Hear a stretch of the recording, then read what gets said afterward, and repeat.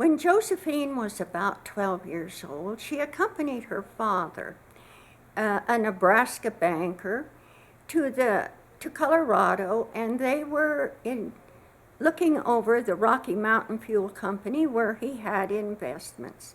Josephine, of course, was quite curious about the rounded lunch pails and the lighted caps, and she asked to go down into the mines. But her father said no, it was too dangerous for her to go down.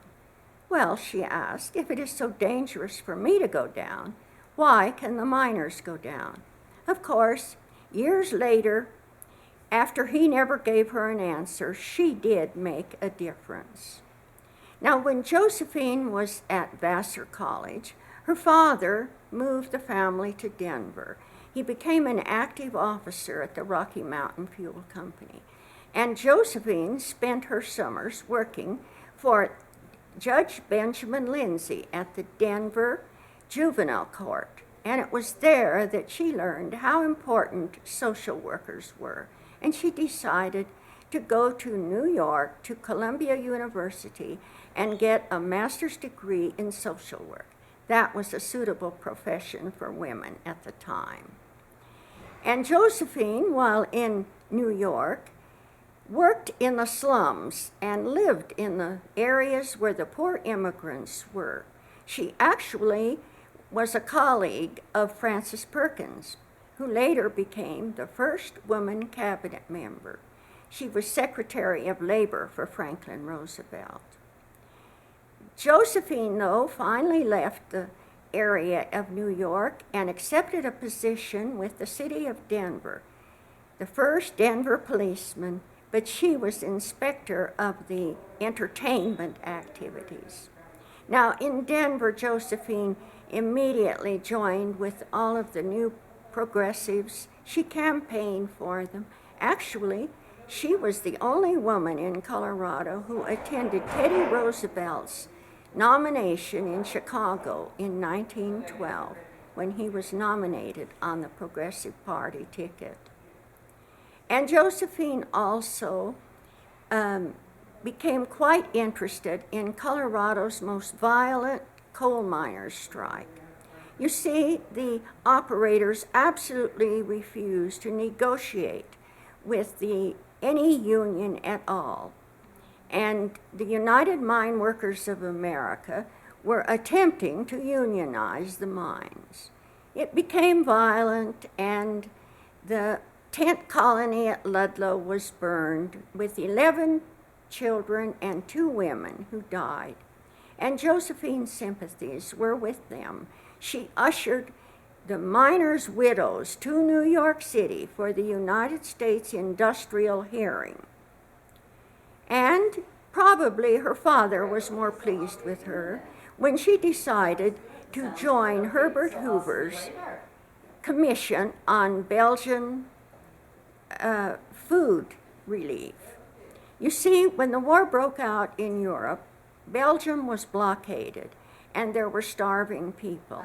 So Josephine went to London. She surveyed the refugee camps, went back to the United States, and toured through New England and New York, describing that, raising funds for the many shiploads of food that were shipped to the starving Belgians. But then when the United States joined the war in 1917, President Wilson asked Josephine to take over one of the new bureaus he was creating, the Bureau for Foreign Affairs. Now, there were over 11 million immigrants in our country who could not read English. They had their foreign language newspapers. And in order for them to learn about Wilson's war aims and our country, the new draft and the new income tax laws, it was necessary to translate that information into their foreign language newspapers. Josephine had many volunteers who did that. And when the war was over, she saw the need for this work to continue. She actually, with her own private funds and with war surplus, set up an office in New York City that operated for a number of years. It was called the Foreign Language Information Service, or FLIS.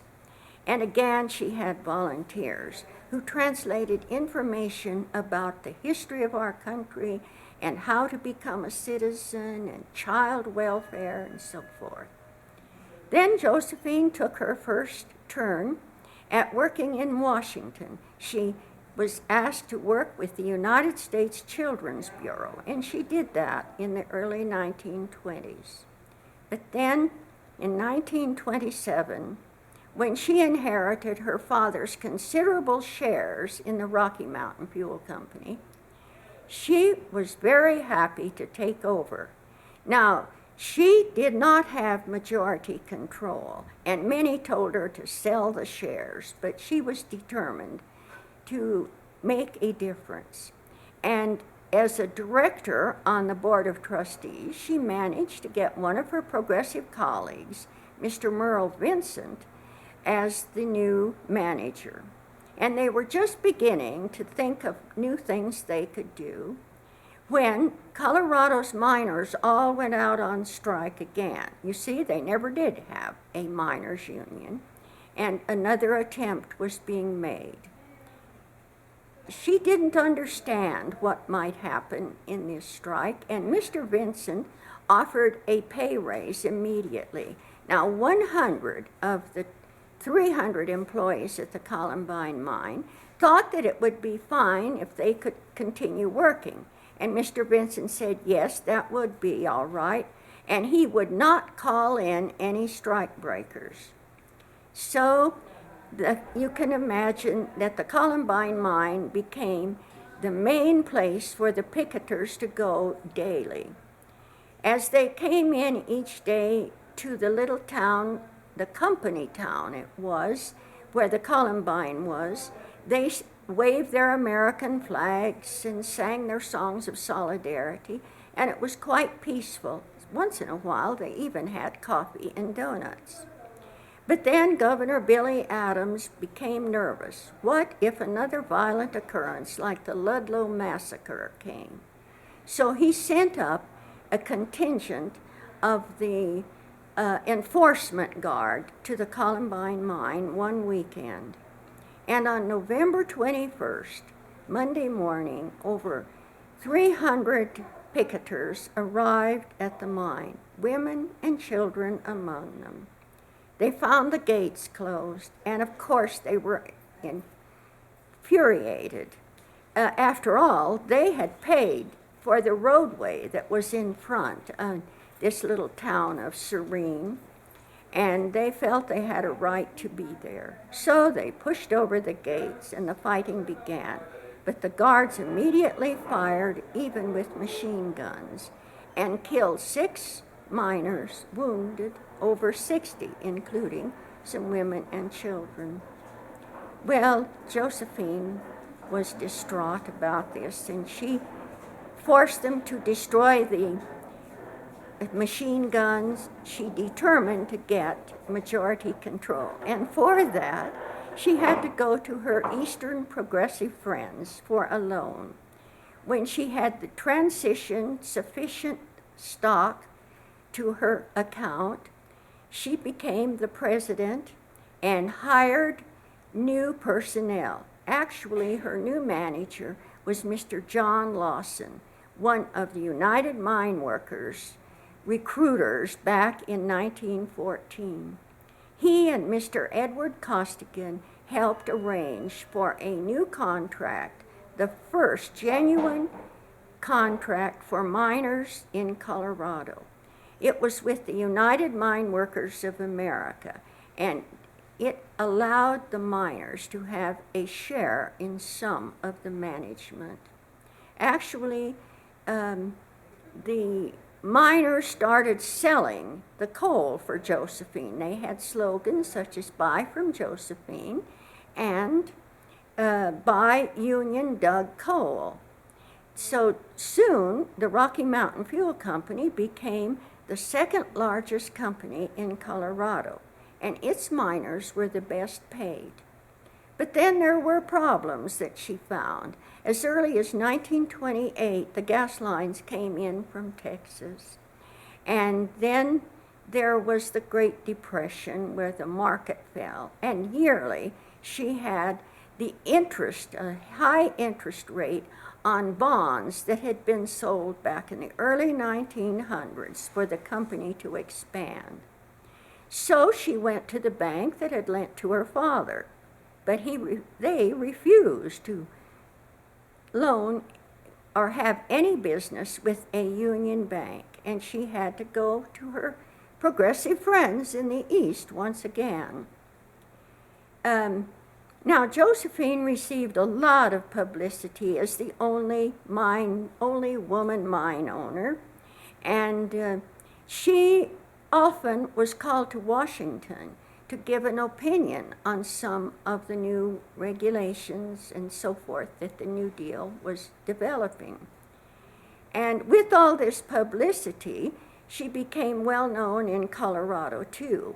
And in 1934, when there was some dissatisfaction with the way Governor Ed Johnson was not cooperating with the New Deal fully, they asked her to challenge him in the Democratic primary. Well, what a challenge it was for Josephine to place her bonnet next to Big Ed Stetson. But she had quite a campaign, traveled all over Colorado, and spoke clearly about the new issues. She carried Denver, Boulder, and Mesa counties, but lost the election. However, shortly thereafter, President Roosevelt nominated her to join his cabinet as only the second woman in history for that. She became the Assistant Secretary of the United States Treasury Department. She had an excellent manager at the mine, Mr. Peabody, and thought this would give her an opportunity to go to Washington once again. And she was given charge of the Health Department, which was in the Treasury Department at that time. She also sat in on the final tuning of the Social Security Act, which passed in 1935. But then, a few years later, Mr. Peabody died, and she saw that problems were occurring at the mine, and she had to resign, although President Roosevelt encouraged her to continue because she was developing a national health conference, and he wanted her to finish that. So for the next few years, she commuted between Denver and Washington with her business in her handbag and her office at the Carlton Hotel lobby. But then her problems at the Rocky Mountain Fuel Company included the fact that she needed to mechanize the mines. And to do that, she took a loan from the United Mine Workers of America. The collateral for that loan was her personal stock. And then she saw that those bonds were coming due, and very soon. So she wrote to all the bondholders and asked them to lengthen the term for the bonds and to lower the interest rates. 93% agreed, but the 7% who disagreed sued the company for mismanagement. She never did understand how they would not make a small sacrifice so that the miners could stay employed. And to her sorrow, she had to declare Chapter 10 bankruptcy. She had only one consolation, and that was that the largest company in Colorado, the Rockefeller-owned Colorado Fuel and Iron Company, had gone into receivership almost 10 years earlier. You see, coal over the whole nation had dropped 50% in its markets. Well, when the trustees investigated, they found absolutely no mismanagement, and they said it was the depression and the competition from gas and oil and that high interest that she'd had to pay every year that caused their problems. So the company reorganized and became chiefly a real estate and leasing company. The last mine, the Columbine, closed in 1946, and it was that year that John L. Lewis, the president of the United Mine Workers, had just won from the operators his first pension fund, the welfare and health pension for the miners. He asked Josephine to come to Washington and administer that fund. And Josephine, for the next almost 25 years, was administering the fund and helping build hospitals and health plans for the miners. Well, she finally died at almost the age of 90, and you can see that she certainly had a life of achievement and of being a humanitarian. She always told reporters when they asked about her private life that she had no private life, that her hobby was humanity.